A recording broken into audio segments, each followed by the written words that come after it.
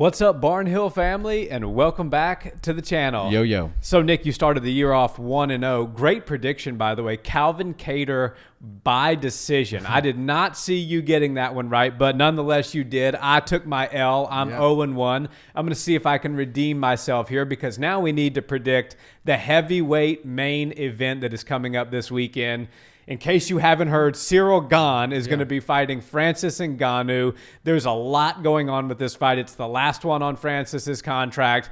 This is going to be a mega fight. Yeah, this is crazy. And I will say that I didn't have a ton of what would you call it? Like I wasn't really faithful in the fact that I picked Calvin Kattar. I was like, this is probably a tough one for him, but I'll give the Bostonian the benefit of the doubt. And sure enough, it paid off for me, and all the way to a decision. I thought for sure after I saw the first round, I was like, oh, there's no way this is going to the judges. But great fight nonetheless. That was awesome. And while we fight fans definitely know that Ciryl Gane's fighting Francis Ngannou, it has sort of fallen on deaf ears as of late, and a lot of people don't really know much about this. And I'm not sure if it's the UFC not promoting it as much as they probably should be, or they usually do, because they've had this tiff with Francis lately, and they're trying to prove to him that maybe you aren't so important, and if without the machine helping push you along, you don't move the needle very, very much for us. So I'm interested to see this fight.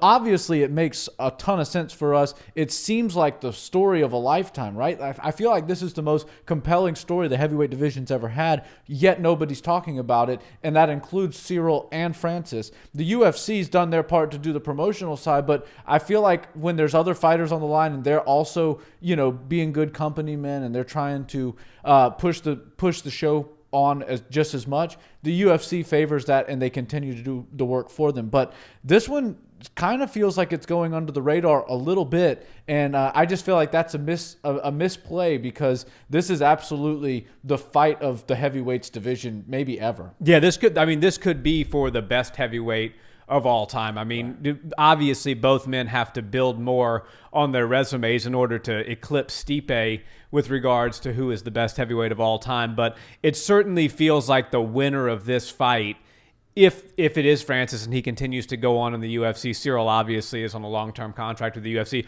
Whoever wins this fight is likely going to string some wins together. And at heavyweight, I think it's only 4 that you need to beat Stipe as far as title defenses go.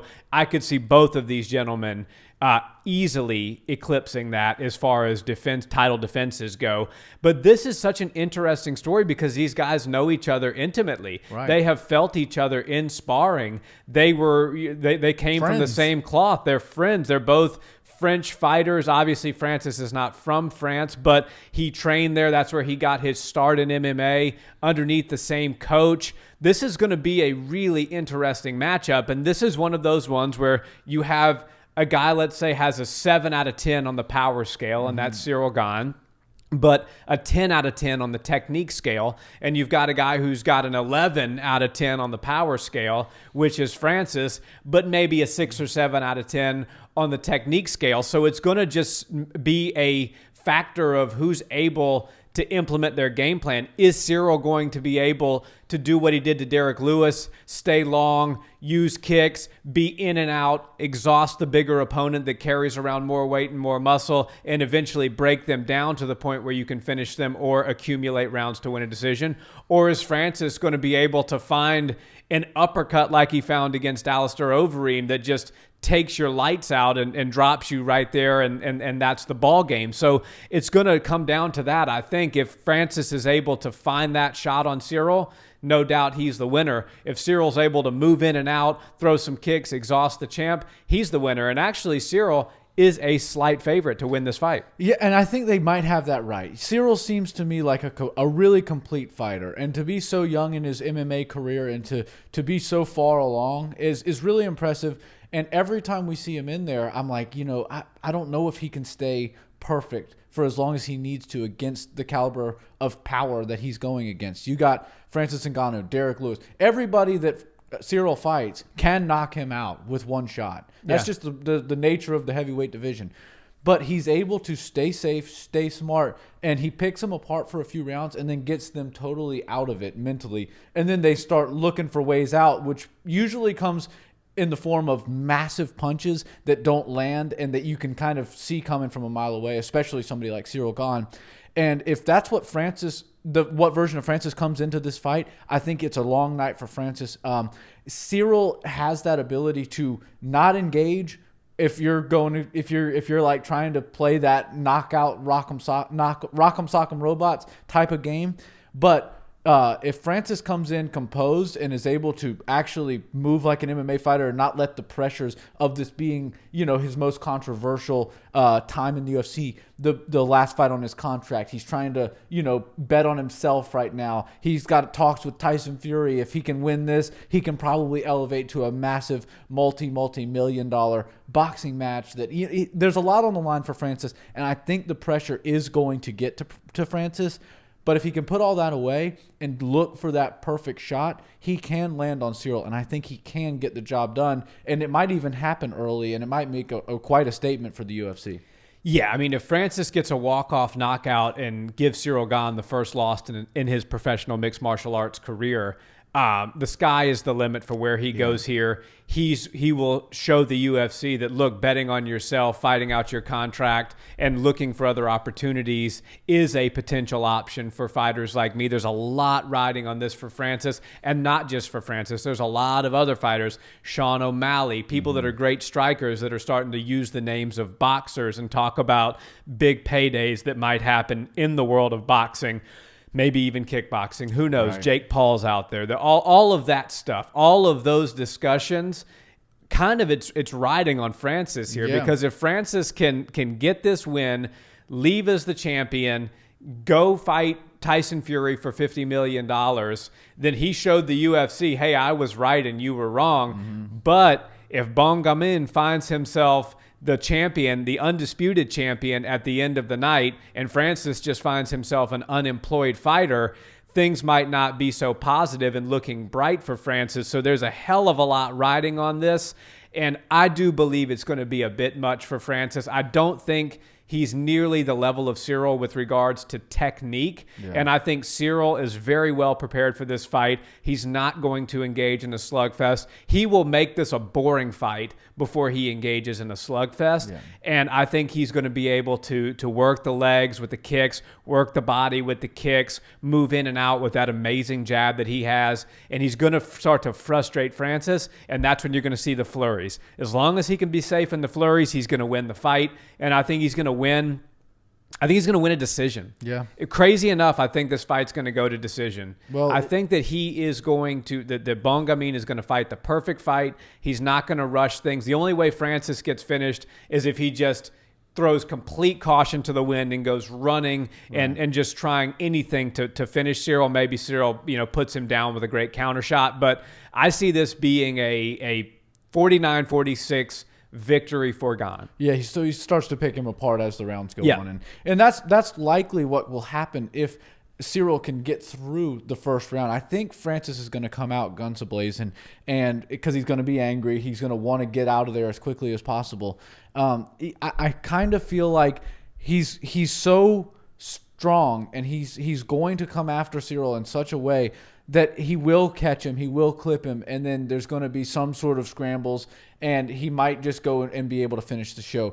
I'm not super confident in betting on Francis, but for some reason I feel like my spidey sense. My spidey senses are tingling, and it's telling me that the UFC and Francis drama is going to continue a little bit longer. We're going to see more chapters in that sort of Dana White versus Francis feud, and whatever it really is. We don't know exactly, but we kind of get this idea, and we're watching from the outside. I think it's going to continue, and I think Francis is here. I don't think his days in the UFC are over after this weekend. I think he's going to remain in the UFC, and I think with a big win, it's probably best for him and best for the UFC if they just renegotiate and figure out what he wants. He's making about $600,000 guaranteed right now, plus the pay-per-view points of being the champion, main event, heavyweight champion of the world, all of that stuff. He's making a lot of money. But if he's getting greedy and he wants to make more and more money, and maybe there is a Tyson Fury fight out there, but you never want to piss off the promoter and the most powerful man in combat sports, and that's Dana White. If you want to do business in the combat sports world, it definitely behooves you to have Dana White in your corner and on your team. And if he goes out there and tries to make a fight with Tyson Fury and doesn't have Dana White, it's going to be much more difficult for him. Yeah. So I just feel like they're going to mend things and they're going to fix things, and it's going to come after a victory for Francis. And I feel like Ciryl Gane has been tested plenty of times, but I think he's going to get a big test this time. I think he's going to have to deal with some adversity early on in the fight. And if he's able to get through it, then I'm going to lean towards you being right with your prediction. But I just feel like it's going to be a little bit too much power for him. And since Francis, although he's got a lot of pressure on him, he's going to probably be able to deal with it. And pressure makes diamonds. And I think we're going to see a crazy performance out of Francis Ngannou. Well, so you're calling a knockout. What round? I think first round.